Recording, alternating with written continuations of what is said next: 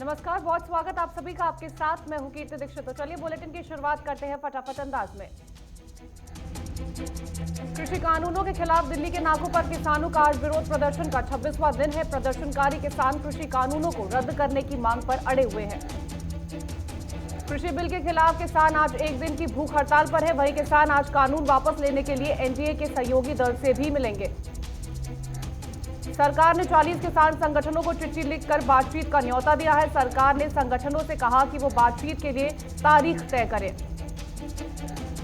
किसानों ने सरकार को चेतावनी दी है कि हरियाणा में 25 से 27 दिसंबर तक टोल प्लाजा फ्री किए जाएंगे। वहीं आंदोलनकारी किसान 23 दिसंबर को किसान दिवस मनाएंगे। किसान नेता राकेश टिकैत ने लोगों से किसान दिवस के लिए लंच न बनाने की अपील की है। किसान आंदोलन को लेकर गृह मंत्री अमित शाह ने कहा, कृषि मंत्री नरेंद्र सिंह तोमर आज कल में किसानों से मुलाकात कर सकते हैं। एनडीए की सहयोगी पार्टी आरएलपी ने ऐलान किया है कि किसान आंदोलन के समर्थन में 26 दिसंबर को उनकी पार्टी 2 लाख किसानों को लेकर राजस्थान के लिए दिल्ली मार्च करेगी। इस बीच महाराष्ट्र से भी बड़ी संख्या में किसानों ने दिल्ली कूच कर रहे थे, जिनसे जल्द ही यहां पर पहुंचने की बात सामने आई है। हरियाणा के मुख्यमंत्री मनोहर लाल ने कहा कि अगर कोई एमएसपी को खत्म करने की कोशिश करता है तो वो राजनीति छोड़ देंगे। पश्चिमी यूपी के किसानों ने कृषि भवन में कृषि मंत्री नरेंद्र सिंह तोमर से मुलाकात की और नए कानूनों का समर्थन करते हुए ज्ञापन सौंपा। समाजवादी पार्टी किसानों के समर्थन में 23 दिसंबर को पूरे प्रदेश में आंदोलन करेगी और किसानों को कृषि कानूनों के बारे में बताएगी। गृह मंत्री अमित शाह ने कहा कि पश्चिम बंगाल में राजनीतिक हिंसा चरम पर है। हम लोकतांत्रिक तरीके से इसका जवाब देंगे। केंद्रीय गृह मंत्री अमित शाह ने कहा कि अगर बीजेपी चुनाव जीती तो पश्चिम बंगाल की मिट्टी से ही मुख्यमंत्री बनेगा। ममता बनर्जी के चुनावी रणनीतिकार प्रशांत किशोर ने दावा किया है कि अगर बीजेपी बंगाल में दहाई का आंकड़ा पार करती है तो ट्विटर छोड़ दूंगा। इंडो जापान संवाद सम्मेलन में पीएम नरेंद्र मोदी ने कहा कि इस मंच ने भगवान बुद्ध के विचारों और आदर्शों को बढ़ावा देने के लिए बहुत काम किया है। वहीं प्रधानमंत्री नरेंद्र मोदी ने भारत में पारंपरिक बौद्ध साहित्य और धर्म ग्रंथों का एक पुस्तकालय बनाने का प्रस्ताव रखा है। आम आदमी पार्टी ने पोस्टर जारी कर यूपी सरकार पर निशाना साधा। आपने कहा कि 4 साल में सरकार ने यूपी को बदहाल कर दिया है। बिहार में हुए विधानसभा चुनाव में मिली हार के बाद राष्ट्रीय जनता दल आज हार की समीक्षा करेगी। आरजेडी नेता तेजस्वी यादव की अगुवाई में बैठक होगी। बीजेपी और जनता दल ने अपने विलय की खबरों को खारिज कर दिया है। कुमारस्वामी ने कहा कि आत्महत्या करने की नौबत अभी नहीं आई है। प्रधानमंत्री नरेंद्र मोदी जम्मू कश्मीर में 26 जनवरी को social endeavour for health and telemedicine योजना का उद्घाटन करेंगे। प्रधानमंत्री नरेंद्र मोदी 22 दिसंबर को इंडिया इंटरनेशनल साइंस फेस्टिवल को वीडियो कॉन्फ्रेंसिंग के माध्यम से संबोधित करेंगे। उत्तराखंड में आज से 3 दिन का विधानसभा सत्र शुरू हो गया है। सत्र के विपक्ष का रुख आक्रामक रहेगा। 22 को सरकार अनुपूरक बजट पर चर्चा कराएगी और इसी दिन इसे पास भी कराएगी। 22 को ही कार्य मंत्रणा समिति की दोबारा बैठक होगी। मुख्यमंत्री योगी आदित्यनाथ आज वाराणसी के दौरे में जाएंगे। इस दौरान सीएम योगी कई परियोजनाओं का लोकार्पण और शिलान्यास करेंगे। ब्रिटेन में कोरोना का खतरनाक रूप सामने आने के बाद भारत ने स्वास्थ्य मंत्रालय ने जेएमजी की आपात बैठक बुलाई है। केंद्रीय स्वास्थ्य मंत्री हर्षवर्धन ने दावा किया है कि कोरोना का सबसे बुरा दौर अब खत्म हो चुका है। स्वास्थ्य मंत्री का कहना है कि वैक्सीन के मामले में भारत किसी भी देश से पीछे नहीं है। देश में जनवरी में टीकाकरण की शुरुआत हो सकती है। पिछले 24 घंटे में 24,337 नए संक्रमित मामले सामने आए। वहीं 333 लोग कोरोना की जिंदगी से जंग हार गए। भारत में कोरोना के कुल मामले बढ़कर 1,55,00,000 को पार कर गए, जबकि 1,45,810 लोगों की कोरोना से मौत हो गई। उत्तर भारत में अधिकतर शहर शीतलहर की चपेट में है। दिल्ली एनसीआर में 3.4 डिग्री सेल्सियस न्यूनतम तापमान ने सर्दी का रिकॉर्ड तोड़ दिया है। एमपी के मुख्यमंत्री शिवराज सिंह चौहान ने बदमाशों को चेतावनी दी और कहा कि बदमाश सावधान हो जाएं, नहीं तो मामा तुम्हें धूल मिलाकर मसल देगा। ओडिशा के संबलपुर डिवीजन में हाथी से टकराने के बाद पूरी सूरत एक्सप्रेस ट्रेन पटरी से उतर गई। हादसे के बाद ट्रेन के इंजन के 6 पहिया पटरी से उतर गए। गनीमत ये रही कि इस हादसे में किसी को कोई चोट नहीं आई है।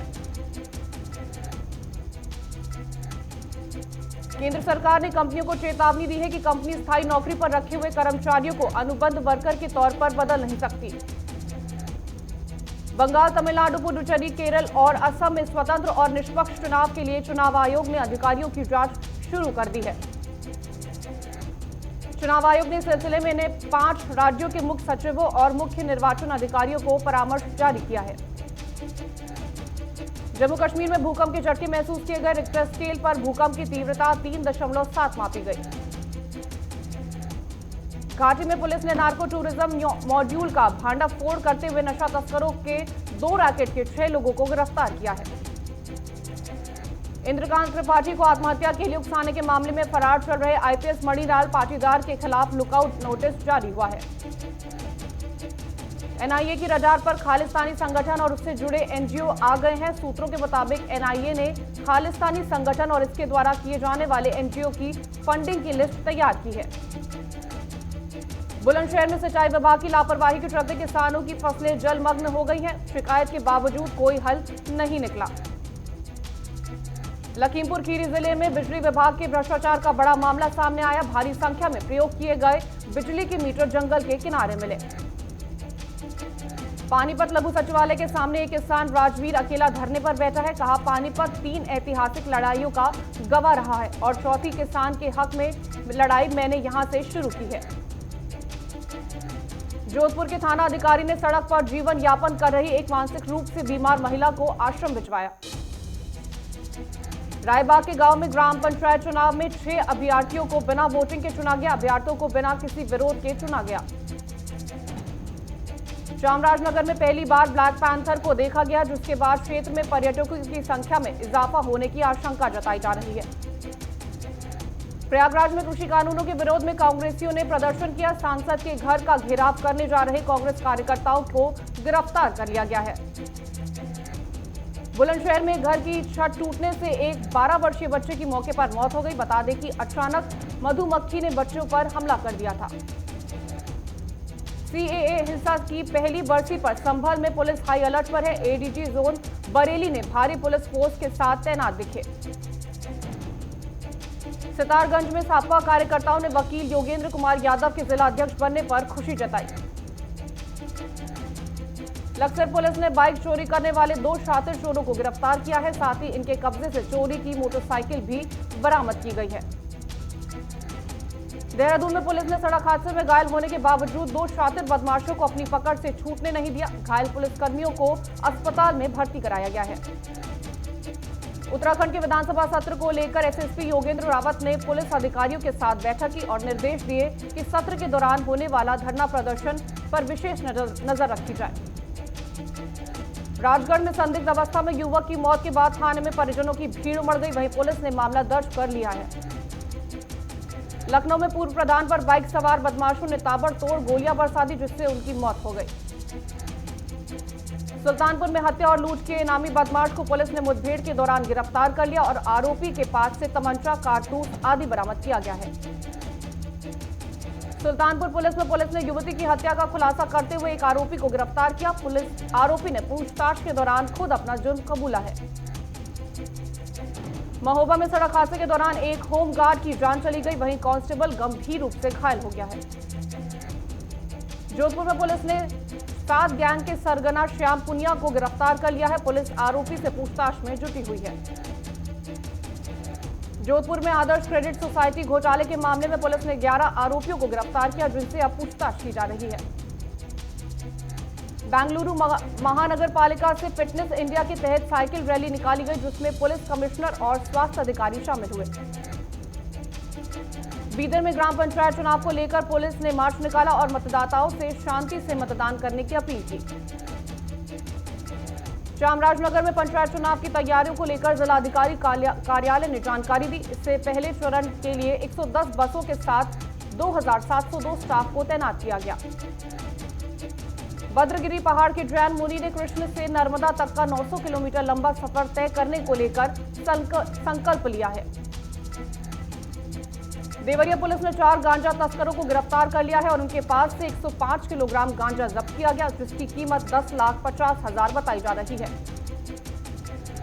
जोधपुर पुलिस कलेक्टर ने सामुदायिक स्वास्थ्य केंद्र का औचक निरीक्षण किया, साथ ही जोजरी नदी का भी निरीक्षण किया। बाड़मेर में किराने की दुकान पर स्मैक बेचते हुए दुकानदार से 36 ग्राम स्मैक बरामद किया गया है। जालंधर के निजी पैलेस में बीजेपी कार्यकर्ताओं द्वारा मीटिंग की जा रही है, जिसकी सूचना मिलते ही किसान जत्थेबंदियों ने पैलेस का घेराव किया। शौचालय के नाम पर मिले धन को डकारने वालों की सूची ग्राम पंचायत ने सार्वजनिक कर दी है। पंचायत भवन के साथ ही अन्य प्रमुख भवनों की दीवारों पर अंकित कराया जा रहा है। हल्द्वानी पुलिस ने दुकान में हुई 40,000 की चोरी का खुलासा किया और एक युवक को गिरफ्तार किया है। शेयर बाजार गिरावट के साथ खुला। सेंसेक्स 46,771 पर कारोबार कर रहा है, वहीं निफ्टी 13,705 पर कारोबार कर रहा है।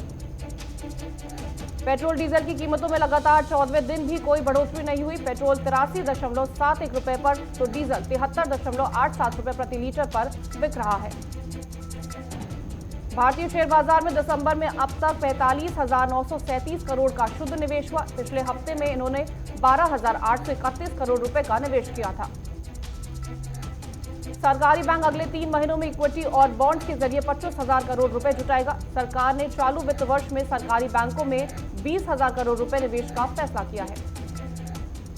बैंक ऑफ बड़ौदा ने देना बैंक और विजया बैंक की शाखाओं के एकीकरण की प्रक्रिया पूरी की है। 2019 में विलय हुआ था। डोनाल्ड ट्रंप ने चीनी कंपनियों को अमेरिकी स्टॉक एक्सचेंज से बाहर निकालने वाले कानून पर हस्ताक्षर किए। जनवरी में होंडा की कारें महंगी हो जाएंगी। कंपनी ने होंडा के सभी डीलर्स को जानकारी दी है। LG रोलेबल स्मार्टफोन और LG रोलेबल या LG स्लाइड नाम से लॉन्च किया जा सकता है। जून 2021 की पहली छमाही में इस स्मार्टफोन लॉन्च होगा। कोरोना काल में लोगों ने ज्यादा होम लोन लिया। कर्ज की औसत राशि एक साल में 11% बढ़ गई।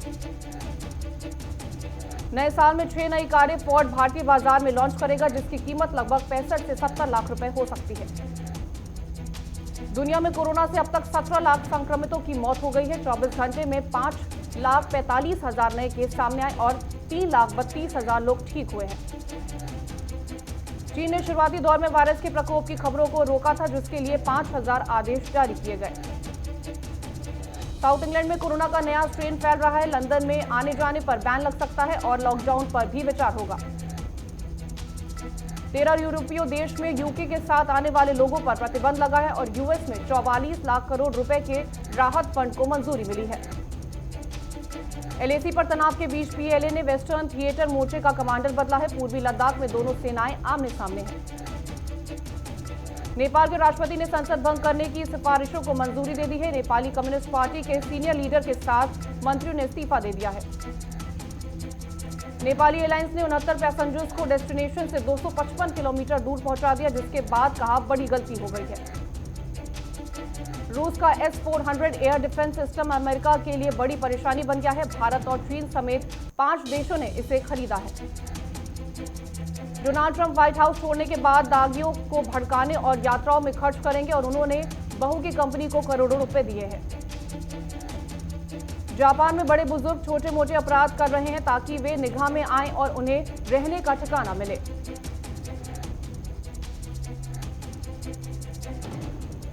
द कश्मीर फाइल्स की शूटिंग के दौरान मिथुन चक्रवर्ती की तबीयत बिगड़ी। मेकर्स को फिल्म की शूटिंग रोकनी पड़ी। एक इंटरव्यू के दौरान गोविंदा ने बताया कि खराब करियर के चलते 4 सालों तक गोविंदा सुनीता ने शादी सीक्रेट रखी थी, जिसके 18 साल बाद दोबारा 7 फेरे लेने पड़े थे। पूर्व एक्ट्रेस सना खान के पति अनस रशीद बोले, सना को फिल्म इंडस्ट्री छोड़ने का कोई दबाव नहीं बनाया, छोटी सोच वाले ऐसे ही मान रहे हैं। दिलजीत ने कंगना पर तंज कसने के लिए एक ऑडियो क्लिप सोशल मीडिया पर शेयर किया है। दिलजीत ने कहा, 2-3 लड़कियों का खाना तब तक नहीं पचता जब तक मेरा नाम न जप ले।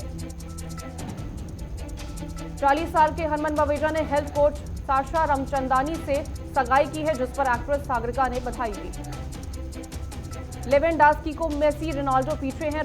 कोरोना से स्पेनिश क्लबों को 5.4 हजार करोड़ रुपए का नुकसान हुआ है।